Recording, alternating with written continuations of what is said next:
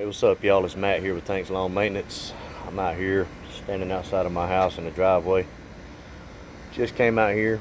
Got the new Stander X off of the trailer. Just wanted to do a walk around with y'all real quick. I know I told y'all I would do that once my family leaves. Well, they're actually staying down in Rennes with my wife's grandmother, so they're not here anymore at the moment. But we'll go ahead and get this video underway, guys. Alright, here it is, folks.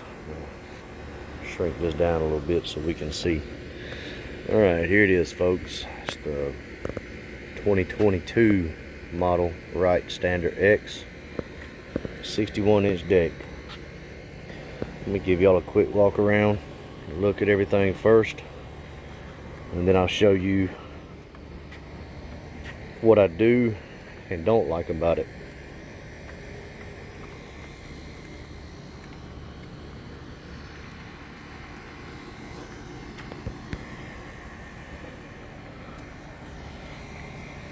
Make my way around back to the cockpit here. Lift up the cushion, the leg cushion, knee pad, whatever you want to call it. Show you the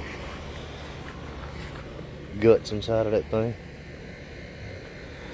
Alright, now what we have here is a Wright Stander X 61-inch deck, and I absolutely love this thing, guys. I've got, I want to say it's 2.9 or 2.1 or 3.1 hours on this thing. Hold on just a second. 3.1 hours. When I bought it, it had 0.2 hours on it. So I put nearly 3 hours on it today and yesterday. Alright, first impressions, I absolutely love this thing. This is considered a Vanguard motor. It's a Kawasaki FX730V, 23.5 horse. Plenty of power to do what I need to do. You know, we're not growing tall fescue or bluegrass or any of that stuff like y'all have up in the northern states, any of your cool season grasses. We're just cutting Bermuda, zoysia, centipede, and bahia. That's about the extent of it down here in Augusta, Georgia. But has a 8-gallon fuel tank. I'll lift this up and show y'all. All of your stuff is right there. Your hydraulic pump and your hydraulic oil filter. All of you guys know, you know your Wrights are pretty much standard, and I'm not going to do it, but you lift that up, and that's how you this little knob right here, you unscrew that and lift it up. That's how you change out your hydraulic fluid and all that good stuff. Gets to your goodies down there. Lift this box up right here, unscrew it and lift it up. That's how you change your belts out and get to your pulleys if you have to change one of those out. God forbid, hope you never have to, but belts are inevitable. Same on this side. It's got the lift up chute deflector. It just lays over, stays there. You don't have to pin it down or nothing. And just flips right back down. The range is from 1.5 inches to 5.5 inches. You got your battery box right here on this side. Of course, you got your gas tank with your fuel gauge. Got your little cup holder, phone holder, whatever you want to call it. I usually use that for trash until I get back to the trailer. I'll throw everything in my little dump barrel. Got your hour meter over here, your choke, your throttle, your PTO clutch, switch, whatever you want to call it, your ignition. You got your parking brake on the left side. You got your deck lever on the right. In typical Wright fashion, you come over here, you turn your pin a half a turn, pull it out and put it in the desired hole, and just let it fall back down. And you lower your deck lever to that pin. And I do like the fact that it's very easy to feather the deck if you're in an uneven yard or a bumpy yard or anything like that. I do like that. Got your engine guard right here, your brush guard, keep all the leaves and trees and other crap, bushes and everything off of your motor, where you don't tear the exhaust off of there. But you got your oil filter down here, your oil fill neck right there, and like most Wrights, this thing comes with a drain hose. And I haven't really looked at it, but looks like it's going to be kind of a booger to change the oil on this. I'll look at it whenever it comes time to doing it. But you know, you got your little nipple that you put your hose on, and then you unscrew the screw. It's kind of like a gate valve, I guess you could say, and you direct the oil into your drain pan. But you got your fuel filter right over here, your air filters, pre-filter and air filter right up top here, and everything is pretty much simple to find, man. I mean, other than changing the oil, I think this thing's going to be a breeze to keep maintained as far as tune-ups and things like that. But I will let you know when it's time to change that oil, how how I feel about changing oil on this thing. It may just be worth my time, worth me spending the money to take it to the dealer, because I haven't, like I said, I haven't really looked at it, but just standing here glancing at it, I don't see where you unscrew the valve to let the oil out. But got the wide tires on here. Of course, you know I'm used to the 36 standard I. It has the smaller tires, casters. This has got the pretty good sized tires on the casters. I'm not sure the size, so don't ask me. But I do like those wide tires, man. It works a lot better with wide tires when you've got a wet lawn or a mushy lawn. Keeps you from digging ruts. I mean, you still run the risk of digging ruts, but nowhere near as bad as what it could be if you had the narrow tires like what's on this 36 over here. But all in all, I don't really have any complaints on this thing, guys. I mean, to be honest with you, this one is more comfortable than the 36. Just the cushions, you know, and it's got the wide knee pad on here, and you've actually got more room, more foot room down here when you're standing, and when you hit a bump, man, you really can't feel it, versus riding on a zero turn. You know, riding on a zero turn, that thing will beat you to death unless you've got a high dollar zero turn. But yeah, guys, this is the Wright Stander X, and I see the valve now. It's way back in there at the bottom. I don't know if y'all can see it or not, but it is actually right back here. But yeah, it looks like it's going to be a booger, but I'll let y'all know. But anyway, I love this thing. I actually did quite a few yards with it yesterday, and I'm not going to lie to you guys. You know, my wife and I, we normally do 10 to 12 yards a day on Fridays. And as fast as we got everything done, A, because my wife decided she wanted to learn how to use a stander, or just a big mower period, and B, because this thing right here cut the mow time nearly in half. Guys, we probably could have done 16 lawns yesterday. I'm not even going to sit here and try to lie to y'all. A big deck makes a huge difference. If you can get a big deck on the property, that's a big if. I know I have a lot of properties that I can't get a big deck on, and I'm not sitting here and telling you to go out and buy a 61 or a 72-inch mower. Buy what's best for you and your business model. But this right here fits me. As a lot of you know, I have some pretty good sized properties. About half of mine are cookie cutter properties, and probably 70% of those I can get this 61 in. Can't get them in the backyard, but I can definitely knock the front yard out with them. But I have probably a quarter of my yards altogether that I can use this thing on the whole yard, front, back, side. But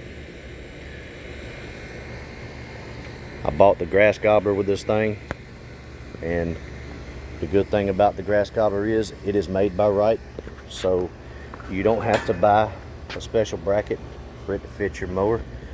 It's already come made to fit the grass gobbler. You just simply slide the front lug into that front hole right there, and then the back one sits right down in that slot right there. Simple as that. All you have to do is lay the chute deflector over on its side like that. But yeah, guys, initial impressions, I flat out love this mower. I will do a 20-hour review on this thing when the time comes. I would imagine it'd probably be a month from now, unless I just have people ring me off the hook wanting me to come mow their lawns, new customers. But I imagine it'd probably take me a month to put 20 hours on here. But yeah, guys, so far so good. I love this thing, I do. And it does take some getting used to, I'm not gonna lie. I'm used to a 42 or a 36. So a 61-inch deck, you know, you have to pay attention, you have to be careful, you know, not to knock somebody's mailbox over or hit somebody's little flags or pinwheels or whatever it is that they put in their yard. You have to be careful not to wind up in somebody's mulch or pine straw beds or rock beds or whatever. You really have to pay attention if you're not used to a big deck like that, where you're putting this thing. But another thing to be mindful of is be cautious about where that chute is pointing, because there's 3 blades under anything over a 42, except I think Walker is the only one that they have a 48-inch deck, you know, but even their 48s and 52s, I think they all have 2 blades. But normally anything bigger than a 42-inch deck, whether it be 48 or higher, you're going to have 3 blades. That's a lot of pressure coming out from under that deck, guys. That's a lot of wind, and there's a lot of velocity coming out of that chute.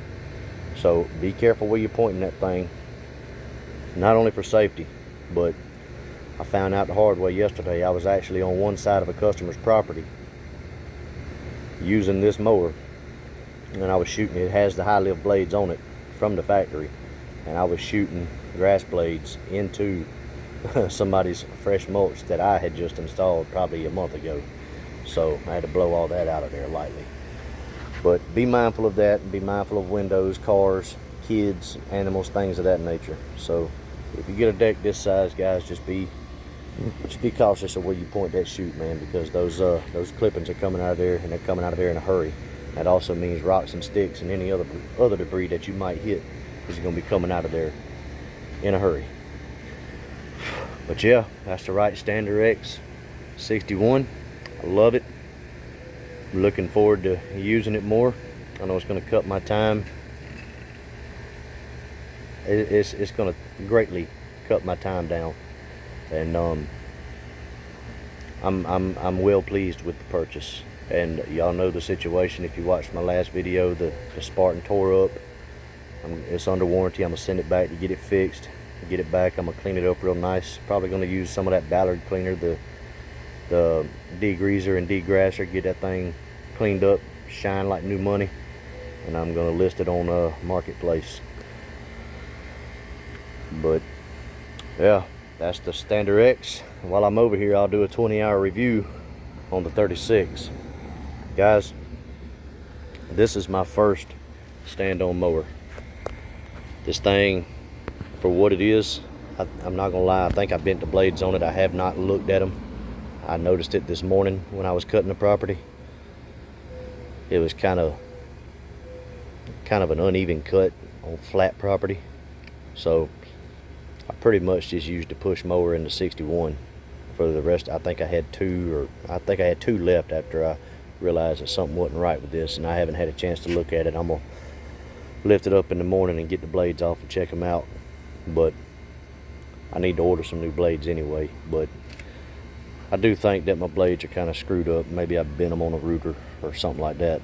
But anyway, 20-hour review on this. I love it. The only thing I don't love is that right there, which that's to no fault of Wright. That's me right there. I don't have a whole lot of room on this trailer. I actually have more room on there now than what I did with the 42-inch on there, because you know, most of you know a standard leaves a smaller footprint than a zero turn. But I was having to turn that thing sideways, and the gas tank right there was rubbing up against the back of my zero turn. So a little bit of wear and tear right there, but nothing major, you know. It's all good, man. Just cosmetic stuff. Maybe I can find a new sticker from Wright and slap on that thing. I do like to keep my stuff looking good as well. But anyway, guys, 20-hour impressions on this thing. Yeah, it's got 20.3 hours. I just did the first oil change on this. It took a little while for them to get the stuff to me, the filters. So I went ahead and ordered quite a few filters. I'm doing a review. I'll be in a minute. But, sorry guys, that was my wife. But 20 hours, I love this mower. It has changed my business. I only have one property that I have to use the push mower on now, and that's only in the backyard. And I still keep my push mower on the truck for obvious reasons, for emergencies and things like that. But the one thing I do not like about this, I despise about it, and I found this out yesterday. This right here, when you put the grass gobbler on there, it has the same bracket on this deck right here made for the grass gobbler as it does on that mower over there. I'm assuming all Wright mowers are like this, but you have to pin that between the deck and the gas tank. The grass gobbler sits on there like so, but this right here, it kind of pushes the grass gobbler out and it creates a little gap, and that gap, when it comes out that gap, it shoots all in your face right up here, all over you, all over your face, your clothes, your hat, everything. And it's not grass clippings, it's dust, and we found that out yesterday. But all in all, man, it's a good machine. It's a little dirty right now. I just used it yesterday and this morning. I'm gonna clean everything up tomorrow. I normally clean everything up after church on Sundays and do my maintenance, whatever's needed to be done on Sundays. But other than that, the deal with the grass gobbler, I flat out love this thing. I'm still learning, you know, I'm still trying to get used to a stander. In my opinion, once you've been used to using a zero turn, the basics are the same. But when it comes to just being on heels and getting the feel of standing on a machine instead of sitting on a machine, man, it's completely different. But I do love the vantage point. You know, you can see so much better on this, and when you're backing up, there's absolutely nothing behind you. So the only thing you've got to be mindful of is these little wheels back here. I'm assuming that's there to keep you from tipping the mower over, but you and those wheels are the only thing that you've got to be mindful of when you're backing up. So I love these mowers. Wright has definitely made a good product. Both products here, so especially this one.